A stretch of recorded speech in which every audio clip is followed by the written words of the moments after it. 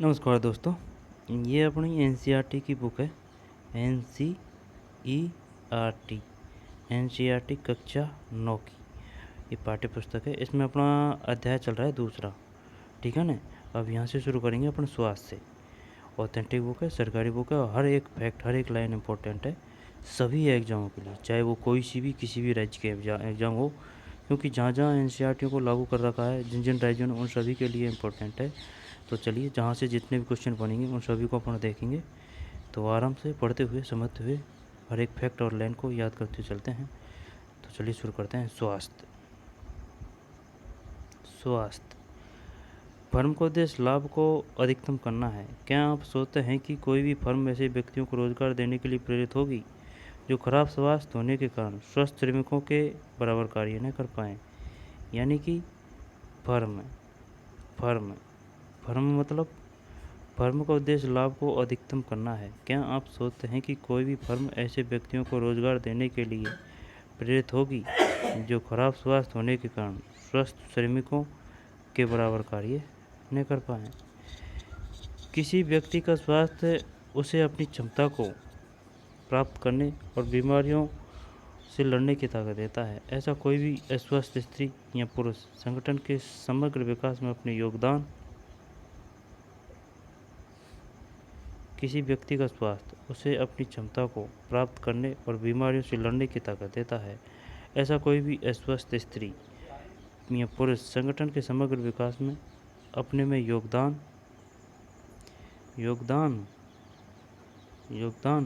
को अधिकतम करने में सक्षम नहीं होगा। भाई, बीमार आदमी कैसे अपना 100% दे पाएगा? वास्तव में स्वास्थ्य अपना कल्याण करने का एक अपर्याय आधार है। स्वास्थ्य अपना कल्याण करने का एक अपर्याय आधार है। इसलिए जनसंख्या की स्वास्थ्य स्थिति को सुधारना किसी भी देश की प्राथमिकता होती है। हमारी राष्ट्रीय नीति का लक्ष्य भी जनसंख्या के अल्प सुविधा प्राप्त वर्गों पर विशेष ध्यान देते हुए स्वास्थ्य सेवाएं, परिवार कल्याण और पौष्टिक सेवाओं तक इनकी पहुंच को बेहतर बनाना है। पिछले 5 दशकों में भारत ने सरकारी और निजी क्षेत्र में प्राथमिक, द्वितीयक, तृतीय सेवाओं के लिए अपेक्षित एवं विस्तृत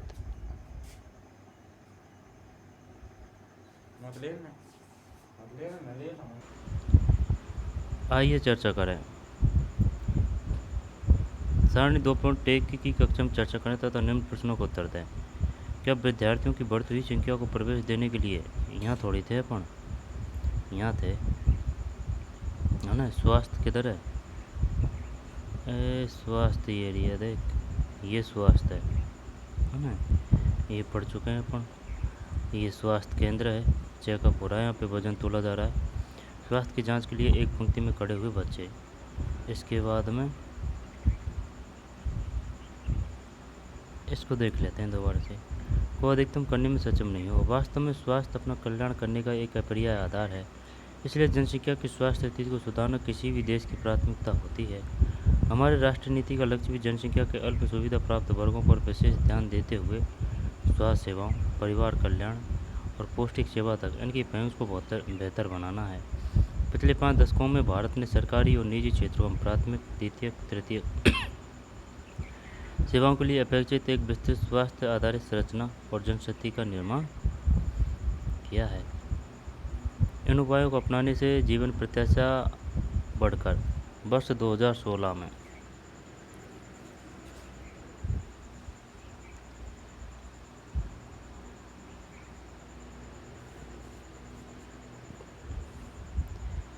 इन उपायों को अपनाने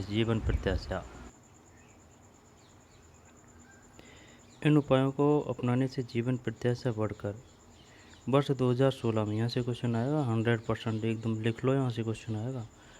जीवन प्रत्याशा, यहाँ पर ये दे देगा जीवन प्रत्याशा क्या है। 2016 में 69.4 वर्ष से अधिक हो गई है। शिशु मृत्यु दर 1951 के 147 से घटकर 2020 में 36 पर आ गई है।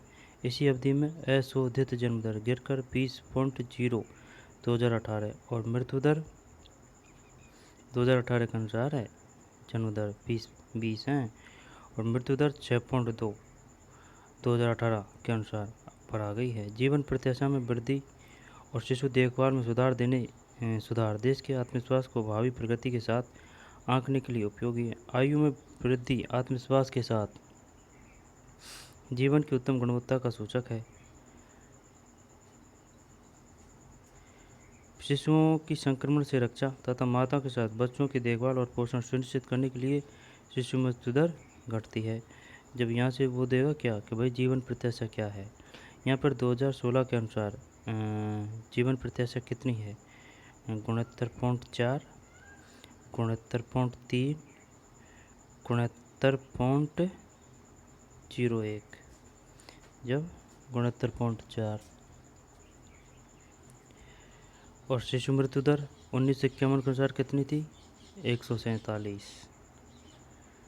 147 से घटकर 1951 में कितनी थी, 147। और 2020 में 36 पे आ गई है, 147 से 36। इसी अवधि में अशोधित जन्म दर गिरकर 20.0 यानी कि 2018 और मृत्यु दर 6.2 2018 पर आ गई है। जब जीवन प्रत्याशा 2016 में कितनी है वर्तमान में, 69.4। अब तो ज़्यादा हो गई होगी, शायद 72 या 75 के लगभग में। और शिशु मृत्यु दर 1951 के तहत 147, जो 2020 में कितने पर आ गई है, 36 पर। वो कोई सी भी पूछ सकता है कि बताइए 1951 के तहत शिशु मृत्यु दर कितनी थी। यहाँ पर 2020 में शिशु मृत्यु दर कितनी है, 147, 36। जन्म दर 20 2018 के तहत, और मृत्यु दर 6.2। जीवन प्रत्याशा में वृद्धि और शिशु देखभाल में सुधार देश के आत्मविश्वास को भावी प्रगति के साथ आंकने के लिए उपयोगी है। आयु में वृद्धि आत्मविश्वास के साथ जीवन की उत्तम गुणवत्ता का सूचक है। शिशुओं की संक्रमण से रक्षा तथा माताओं के साथ बच्चों की देखभाल और पोषण सुनिश्चित करने से शिशु मृत्यु दर घटती है। आई बात समझ में, ये है भाई, यहाँ से आएगा। जीवन प्रत्याशा कितनी है, जीवन प्रत्याशा 2016 में 69.4 वर्ष अधिक हो गई है। जब 69.4 147 1951 में, 36 2020 में। ये क्या है, शिशु मृत्यु दर। और जन्म दर 20 है ना, और मृत्यु दर 6.2। जन्म दर और मृत्यु दर 2018 के अनुसार है। जन्म दर 2018 के अनुसार 20 और मृत्यु दर 2018 के अनुसार 6.2। और ये 36 है 2020 में, 1951 में 47। जब वो क्या पूछेगा, 47 भी पूछ सकता है, 147 भी, 36 भी। आगे चलते हैं। National health profile 2021 MOHFW office of registrar general and census commission India MOHA action on 29/9/2021 29/9/2021 से लिया गया है। स्रोत 2021 का ये है, ठीक है। शिशु मृत्यु दर से अभिप्राय 1 वर्ष से कम आयु के शिशुओं की मृत्यु से है। शिशु मृत्यु दर से अभिप्राय 1 वर्ष से कम आयु के शिशु की मृत्यु से है ना, 1 वर्ष से। जन्म दर से अभिप्राय एक विशेष अवधि में प्रति 1000 व्यक्तियों के पीछे जन्म लेने वाले शिशुओं की संख्या से है। जन्म दर। मृत्यु दर से अभिप्राय एक विशेष अवधि में प्रति 1000 व्यक्तियों के पीछे मरने वाले लोगों की संख्या से है। शिशु मृत्यु दर, जन्म दर, 1000 व्यक्तियों के पीछे जन्म लेने वाले शिशुओं की संख्या और प्रति 1000 व्यक्तियों के पीछे मरने वाले लोगों की संख्या, ठीक है। आगे चलते हैं अब, है ना भाई। आइए चर्चा करें। सारणी 2.2 को पढ़ें और निम्नलिखित प्रश्नों का उत्तर दें। 1951 से 2020 तक औसत दहलियों की संख्या में कितने प्रतिशत की वृद्धि हुई।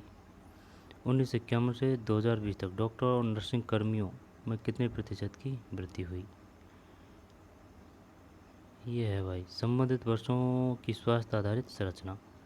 यहाँ से क्वेश्चन तो क्या कम आएगा।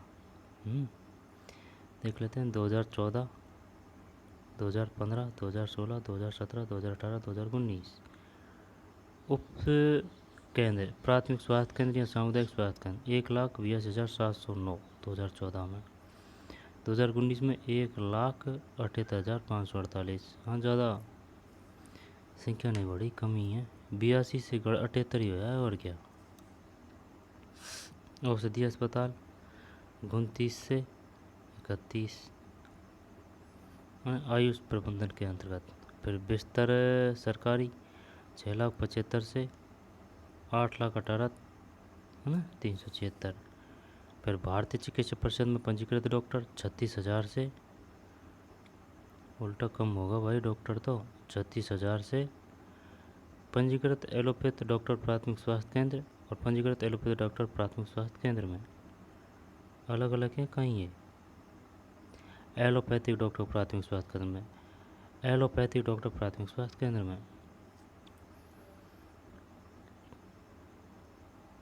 कम होगा, उल्टा 36,000 से। नर्सिंग कर्मी 26,21,000 से, उल्टा कम होगा यार, 12 लाख ही रहेगा ये।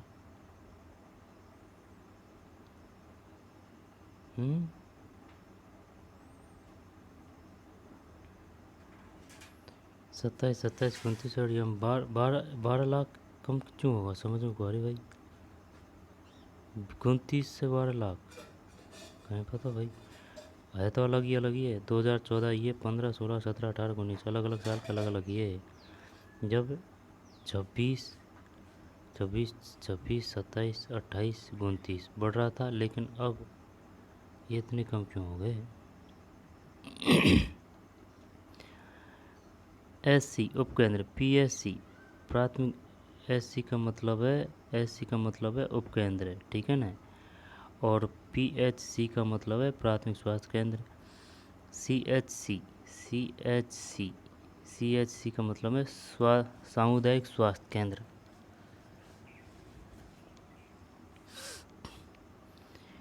एससी उपकेंद्र,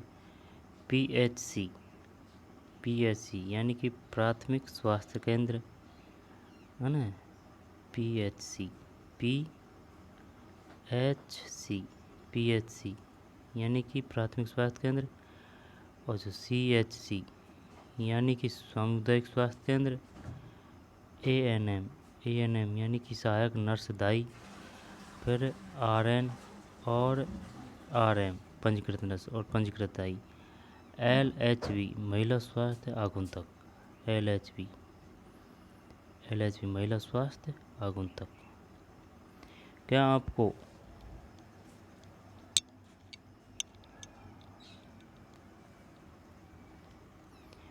लगता है कि डॉक्टर और नर्सों की संख्या में वृद्धि पर्याप्त है? यदि नहीं तो क्यों?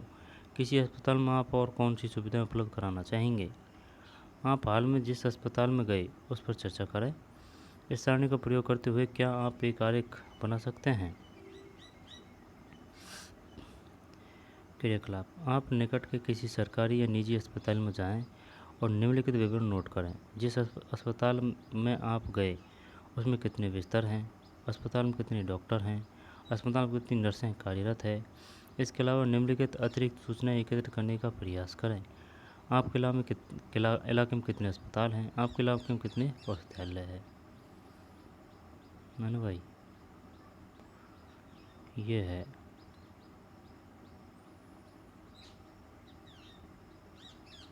भारतीय चिकित्सा परिषद में पंजीकृत डॉक्टर, नर्सिंग कर्मी, औषधालय तथा अस्पताल। आगे चलते हैं। ठीक यहाँ से थे अपन, है ना। किधर का ये एरिया है ना। जनशक्ति का निर्माण किया है। इसके बाद में क्रियाकलाप पढ़ लिया। अब ये है भारत में ऐसे अनेक स्थान हैं जिनमें ये मौलिक सुविधाएं भी नहीं हैं। भारत में कुल 542 मेडिकल कॉलेज है। ये आ सकता है तो बताइए भारत में कुल कितने मेडिकल कॉलेज है? 542 और 313 डेंटल कॉलेज है।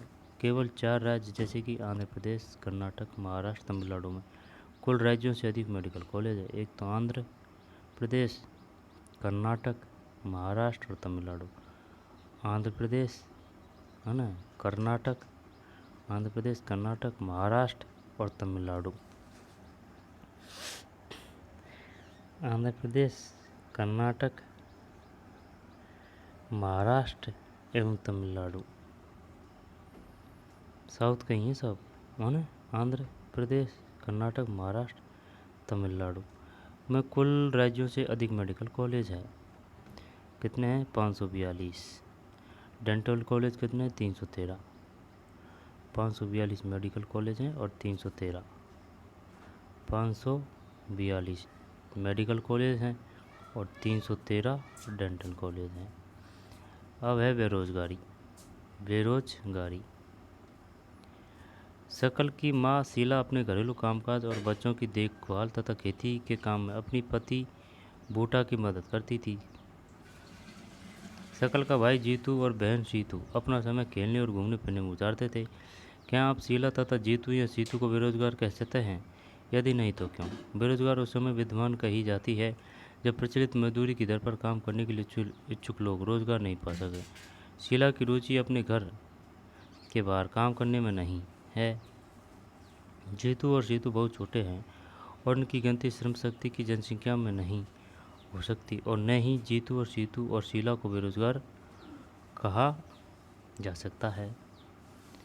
श्रम बल जनसंख्या में वे लोग शामिल किए जाते हैं जिनकी उम्र 15 वर्ष से 59 वर्ष के बीच है। 15 वर्ष से 59 बीच 15 वर्ष से 59 वर्ष के बीच है।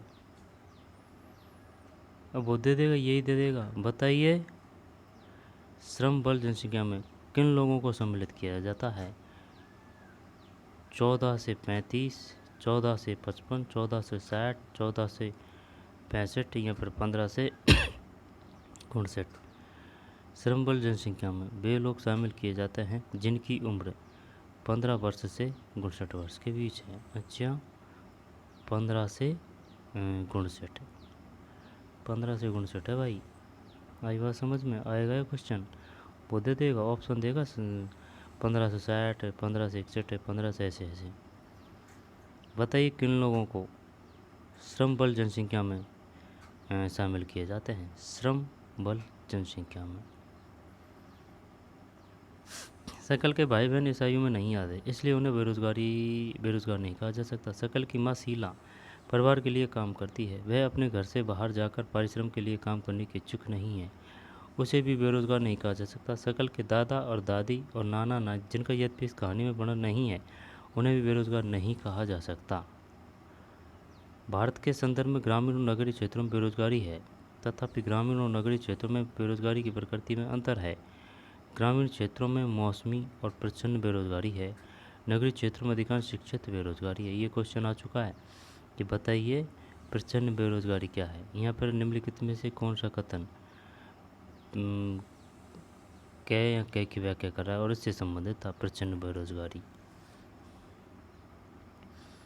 ग्रामीण क्षेत्रों में मौसमी और प्रचंड बेरोजगारी, वो ये पूछा प्रचंड बेरोजगारी पाई जाती है, कोई दिक्कत नहीं है।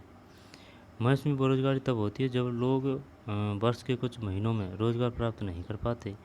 कृषि पर आधारित लोग आमतौर पर इस तरह की समस्या से जूझते हैं। वर्ष में कुछ व्यस्त मौसम होते हैं जब बुआई, कटाई, निराई और गढ़ाई होती है ना, गुआई होती है।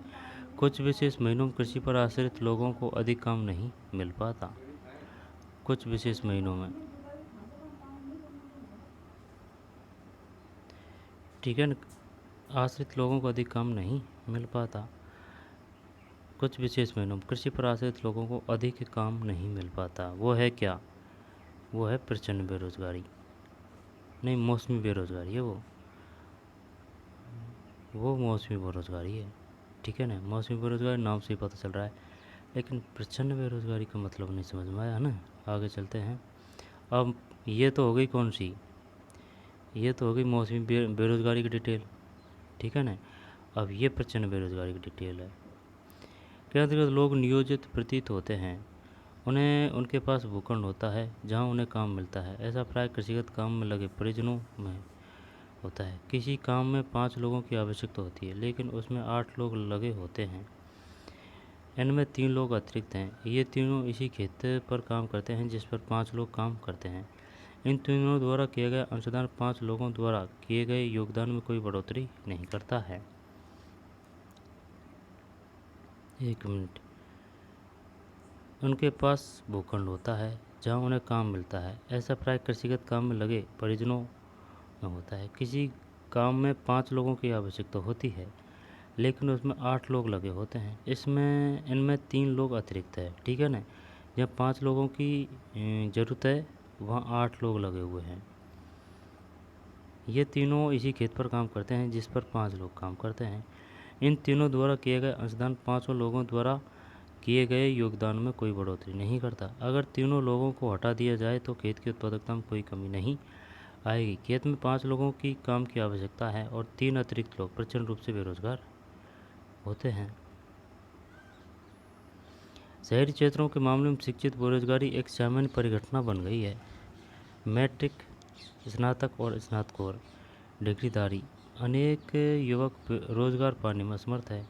एक अध्ययन में यह बात सामने आई कि मैट्रिक की तुलना में स्नातक और स्नातकोत्तर युवकों में बेरोजगारी अधिक तेज़ी से बढ़ी है मैट्रिक की तुलना में। क्योंकि गल्ला गल्ला ना 10वीं पास के बाद में ही उसको छोड़ देते हैं, पढ़ाई छोड़ देते हैं। जबकि स्नातक और स्नातकोर ये ऐसी स्थिति में आ जाते हैं जो न तो कोई अपना धंधा कर सकते हैं और न नौकरी लग पाती है। स्किल नहीं होती, पढ़ाई संबंधित होती है और वो जितनी तैयारी होती है उतनी तैयारी भी नहीं कर पाते। जब ये बीच की स्थिति में होते हैं, ये धंधेवाड़ी में और नौकरीवाड़ी में। ये बात समझ में। आगे चलते हैं।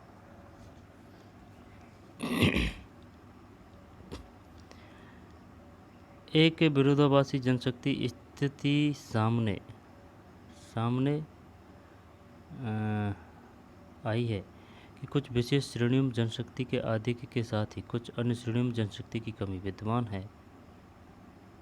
आइए कि कुछ विशेष श्रेणियों में जनशक्ति के आधिक्य यानी कि ज़्यादा लोगों के होने के साथ ही कुछ अन्य श्रेणियों में जनशक्ति की इन लोगों की कमी विद्यमान है। एक और तकनीकी अर्हता प्राप्त लोगों के बीच बेरोजगारी है तकनीकी, तो दूसरी ओर आर्थिक समृद्धि के लिए आवश्यक तकनीकी कौशल की कमी है। बेरोजगारी से जनशक्ति संसाधन की बर्बादी होती है। जनशक्ति संसाधन की, सही है।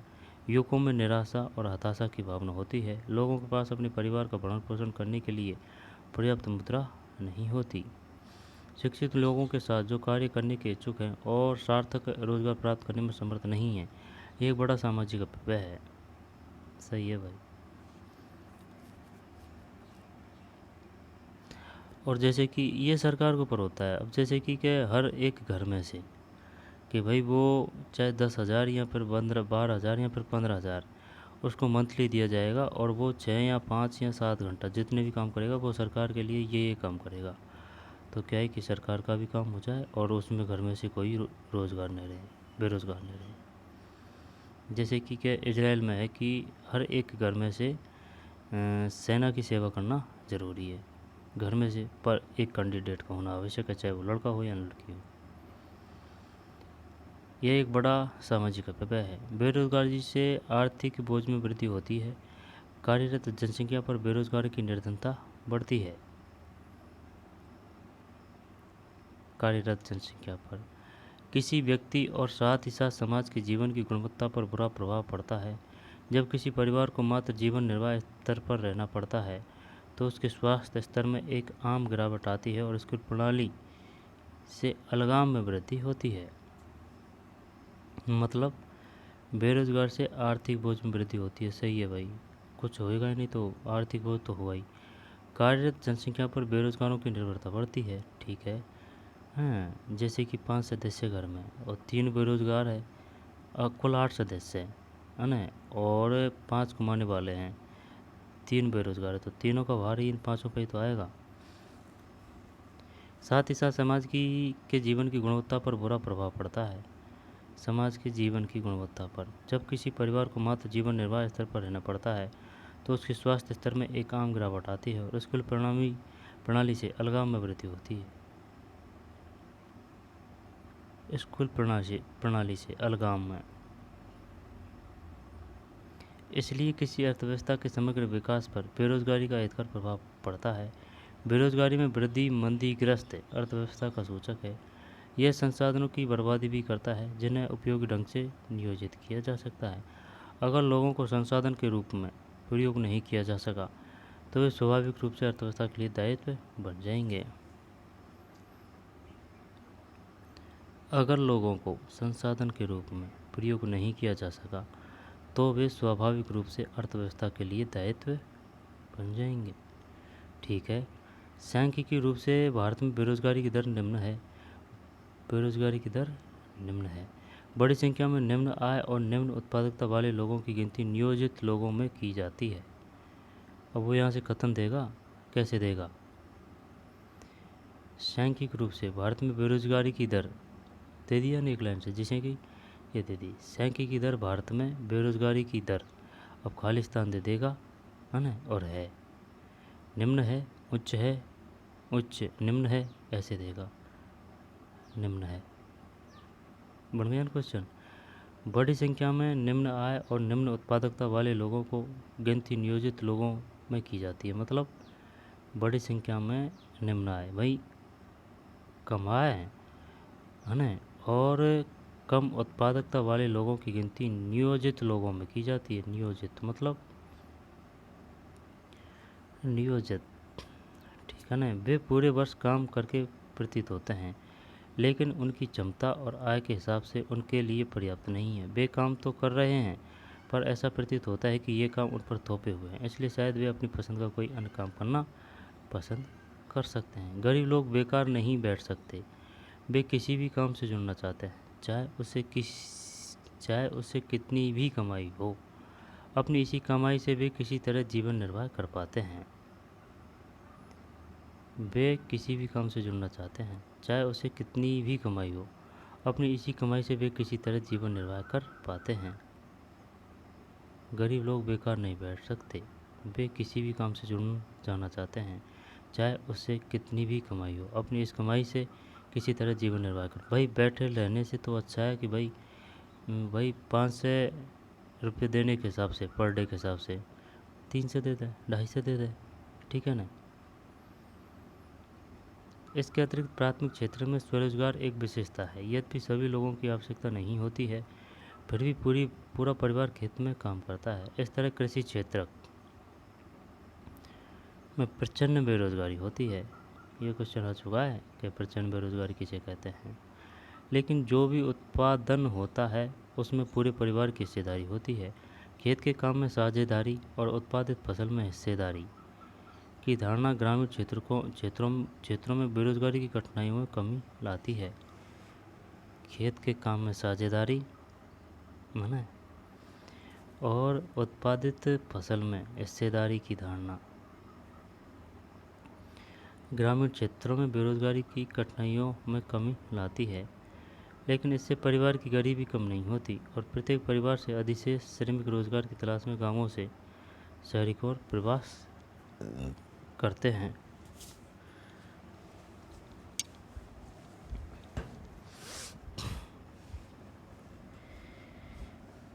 मतलब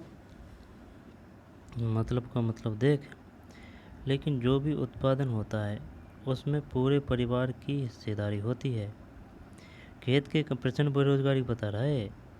जैसे कि परिवार में 8 लोग हैं, अब खेत में 5 लोगों का काम है, उसमें 3 और एक्स्ट्रा लग रहे हैं, ठीक है ना। वो बड़ी बात है भाई। जैसे कि अगर 8 लोग लग रहे हैं तो वो 4 दिन का काम को 2 दिन में करेंगे, है ना। और अगर 5 लग रहे हैं तो वो 4 दिन में करेंगे, लेकिन उत्पादन तो उतना ही होगा ना। बात वो है।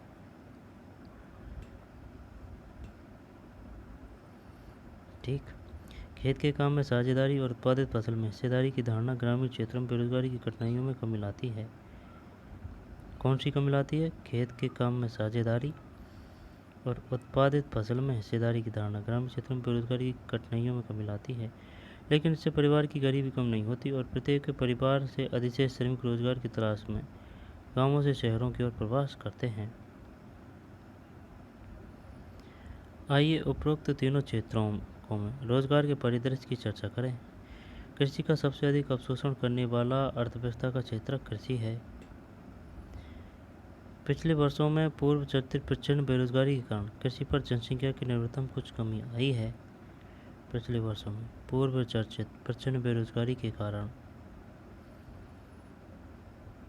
कृषि पर जनसंख्या की निर्भरता में कुछ कमी आई है। कृषि अधिशेष श्रम का कुछ भाग द्वितीय या तृतीय क्षेत्र में चला गया है। कृषि अधिशेष श्रम का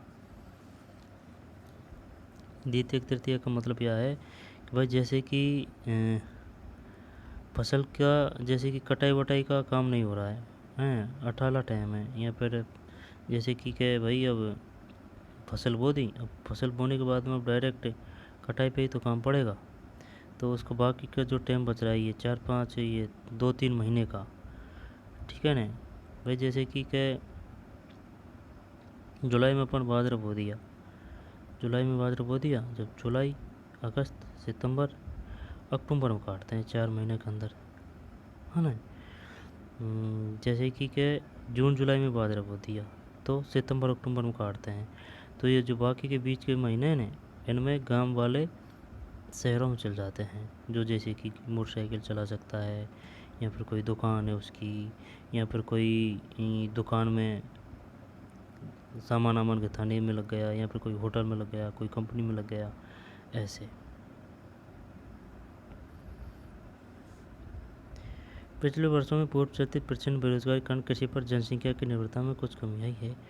कृषि अधिशेष श्रम का कुछ भाग द्वितीयक है ना और तृतीयक क्षेत्रक में चला गया। क्षेत्रक मतलब व्यवसाय, जैसे कि द्वितीयक व्यवसाय, तृतीयक व्यवसाय।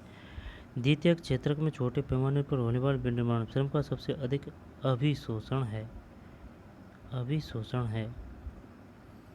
तृतीयक क्षेत्र में जैव प्रौद्योगिकी, सूचना प्रौद्योगिकी आदि सरी की विभिन्न नई सेवाएं सामने आ रही है। तृतीयक क्षेत्र में जैव प्रौद्योगिकी, सूचना प्रौद्योगिकी आदि सरी की विभिन्न नई सेवाएं सामने आ रही है।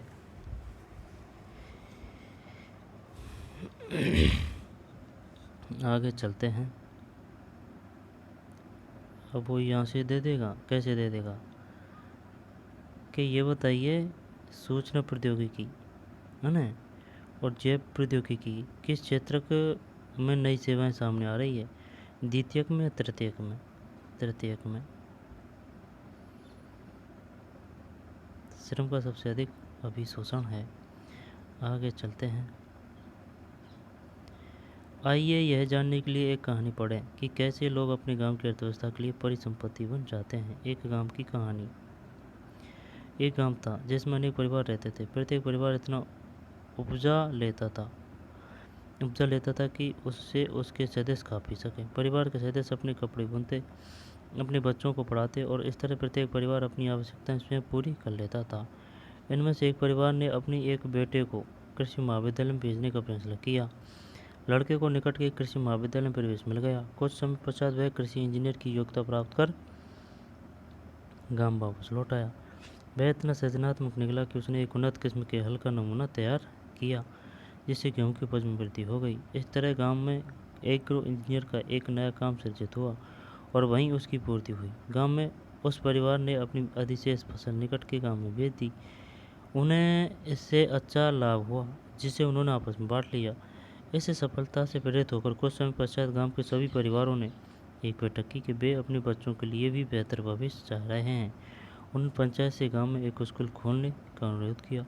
उन्होंने पंचायत को विश्वास दिलाया कि वे सभी अपने बच्चों को स्कूल में भेजेंगे। पंचायत ने सरकार की मदद से एक स्कूल खोल दिया। निकट के कस्बे से एक शिक्षक की नियुक्ति की गई। इस गांव के सभी बच्चे स्कूल जाने लगे। कुछ समय पश्चात गांव के एक परिवार में अपनी एक लड़की को सिलाई का प्रशिक्षण दिलाया। वह अब गांव के सभी लोगों के लिए कपड़े सीने लगी, क्योंकि अब सभी लोग अच्छे ढंग से सिले कपड़े पहनना चाहते थे। इस तरह दर्जी का एक नया काम सृजित हुआ। इसका एक और सकारात्मक प्रभाव हुआ किसानों का कपड़े खरीदने के लिए दूर जाने में लगने वाला समय अब बचने किसानों का कपड़े खरीदने के लिए दूर जाने लगने वाला समय अब बचने लगा। किसान खेतों में अधिक समय लगाने लगे थे, इसलिए उपज बढ़ गई है। 1 मिनट। समय अब बचने लगा। किसान खेतों में अधिक समय लगाने लगे थे, इसलिए उपज बढ़ गई। यह समृद्धि का प्रारंभ था। किसानों के पास उपभोग से अधिक वस्तुएं थी। अब वे अपने उत्पादन उन लोगों में बेच सकते थे जो उन गांवों के बाजार में आते थे। समय के साथ वह गांव जहां प्रारंभ किसी नए काम का औपचारिक रूप से कोई अवसर नहीं था। शिक्षक, दर्जी, एग्रो इंजीनियर और अन्य तरह के लोगों से परिपूर्ण हो गया। ये एक साधारण गांव की कहानी थी जहां मानव पूंजी के उठते स्तर से उसे जटिल और आधुनिक आर्थिक क्रियाकलापों के स्थल के रूप में विकसित बनाया।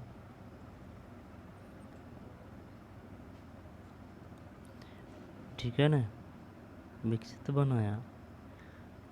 ये गांव की कहानी है और ये पाठ हो चुका है। अब है सारांश। आपने देखा कि शिक्षा और स्वास्थ्य के समान आगतें किस प्रकार लोगों को अर्थव्यवस्था के लिए परिसंपत्ति बनाने में सहायता करती है। इस अध्याय में अर्थव्यवस्था के 3 क्षेत्रों में होने वाली आर्थिक क्रियाओं के विषय में चर्चा की गई है। 3 क्षेत्रों में होने वाली आर्थिक क्रियाओं के विषय में चर्चा की गई है। हमने बेरोजगारी से जुड़ी समस्याओं के बारे में पढ़ा है। अतः अध्यापक एक गांव की कहानी के साथ समाप्त होता है जिसमें पहले कोई रोजगार नहीं था, पर बाद में वहाँ रोजगार करने के अवसर उत्पन्न हो गए। ठीक है ना, दोबारा देख लें। आपने देखा कि शिक्षा और स्वास्थ्य के समान आगतें किस प्रकार लोगों की अर्थव्यवस्था के लिए परिसंपत्ति बनाने में सहायता करती है। इस अध्याय में अर्थव्यवस्था के 3 क्षेत्रों में होने वाली आर्थिक क्रियाओं के विषय में चर्चा की गई है। हमने बेरोजगारी से जुड़ी समस्याओं के बारे में पढ़ा है। अतः अध्याय एक गांव की कहानी के साथ समाप्त होता है जिसमें पहले कोई रोजगार नहीं था, पर बाद में वहाँ रोजगार करने का अवसर उत्पन्न हुए। अभ्यास। संसाधन के रूप में लोग से आप क्या समझते हैं। ठीक है,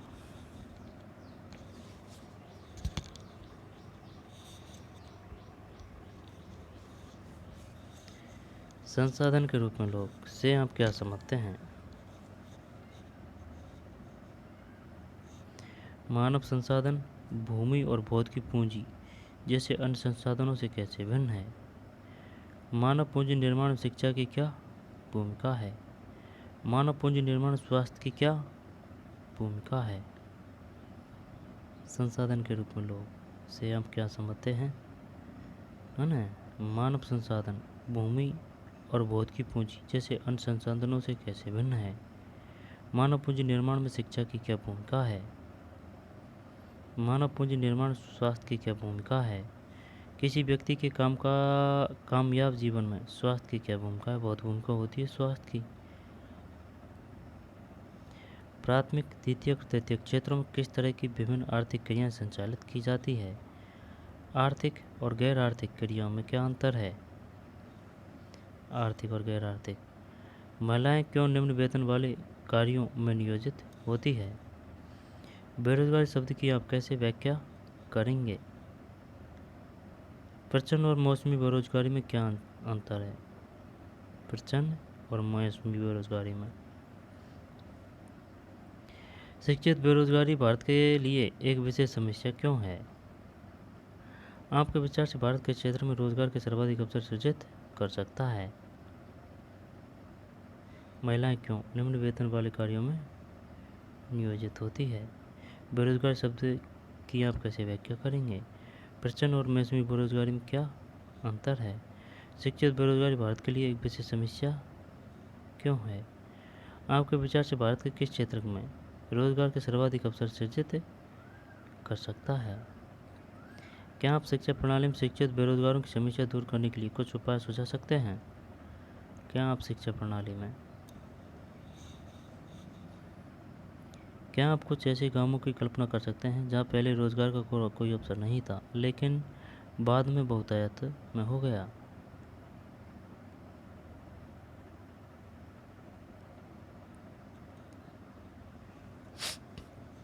किसी पूंजी को आप अब किस पूंजी को, मानव पूंजी को आप सबसे अच्छा मानते हैं? भूमि, श्रम, भौतिक पूंजी और मानव पूंजी। मानव पूंजी क्यों? ये डिटेल दे रखी है कि यहाँ से लिए गए हैं। ठीक भाई, ये पार्ट हो चुका है अपना, है दोबारा से देख लेते हैं सारांश।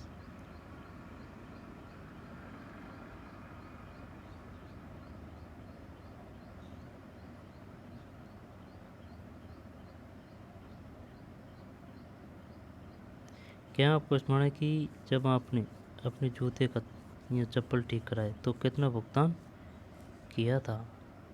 2, 5, 10 रुपये देते हैं बस। एक गांव की कहानी। इसके बाद में प्रचंड बेरोजगारी क्या है, मौसमी बेरोजगारी क्या है और शिक्षित बेरोजगारी। आगे चलते हैं। ये डिटेल है भाई, है ना, ज़्यादा नहीं बढ़े। उपकेंद्र यानी कि प्राथमिक स्वास्थ्य केंद्र और सामुदायिक स्वास्थ्य केंद्र 182 से कम हुआ है, उल्टा 182 से 178। आई बात समझ में? और 26 लाख से ये 12 लाख रहेगा ये, और 36,000 से 29,000 ही। ठीक है ना, बस ये दो चीज़ बढ़ी है। औषधालय तथा अस्पताल बिस्तर व सरकारी।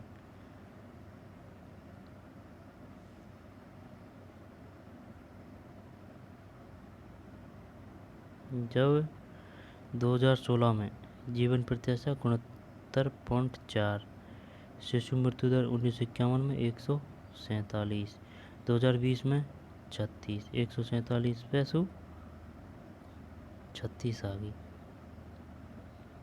147 1951, है ना, 1951 और 36 20। इसी अवधि से अशोधित जन्म दर गिरकर 20.0 इन 2018 और मृत्यु दर 6.2 2018 पर आ गई।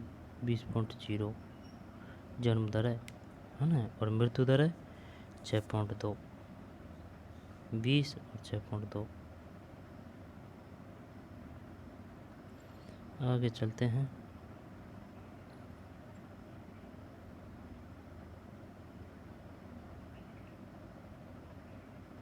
दोपहर के भोजन, स्कूल लोटो सेवर और सेतु पाठ्यक्रम, ये आ सकते हैं क्वेश्चन। सेतु पाठ्यक्रम और स्कूल लोटो सेवर किस लिए चलाए जा रहे हैं?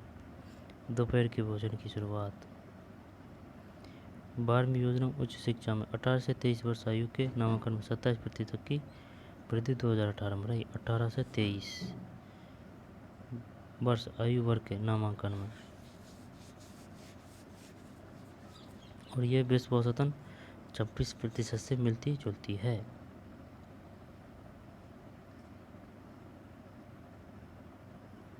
साक्षरता दर 1951 18% से बढ़कर, ठीक है ना, 1951 में कितनी थी साक्षरता दर? ओनली 18, और 18 में 85।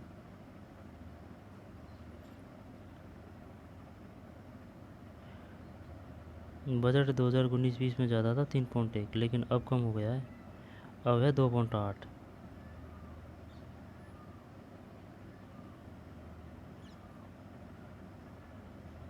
₹151 करोड़ से बढ़कर 2020-21 में 99,300 करोड़ रुपए हो गए हैं। ठीक है भाई।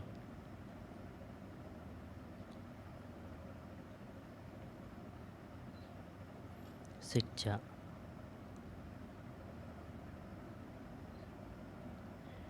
क्या आप चित्र के आधार पर क्रियाकलापों को 3 क्षेत्रों में वर्गीकृत कर सकते हैं? प्राथमिक ऊपर वाला, बीच का द्वितीय का ना, नीचे वाला तृतीय है। पहला, दूसरा, तीसरा।